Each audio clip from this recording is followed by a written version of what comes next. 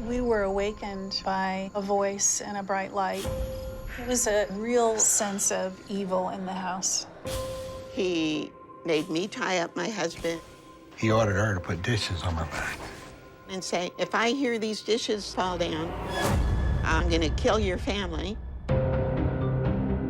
Patton Oswalt sitting here with Michelle McNamara, my wife, who's the writer of one of the best-written crime blogs. Michelle looked at it from the hopeful, putting puzzles together, trying to make sense of violence.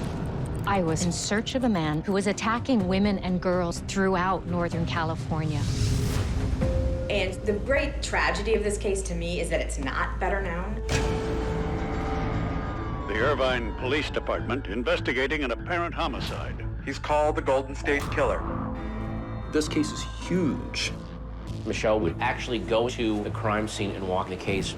Geographic connections, DNA profiles, genealogy websites. The first time she called me, I thought, she knows her stuff. So I started telling her things about my investigation. When these crimes began in the 70s, women didn't talk about sexual assault because they were often blamed. Somehow, it always came back to being the woman's fault. The story of the victims, it has to be told. He had cased the place. He knew to lift the glass out of the back window. I understood what it meant to have your skin crawl. And I'm thinking, is this really happening? I don't know how Michelle lived the horror of that day after day. She was writing a book, and she was trying to solve a case. After Michelle died, we had to finish her book. I'll be gone in the dark. You threatened the victim once. One day soon, you'll hear footsteps coming up your front walk. The doorbell rings.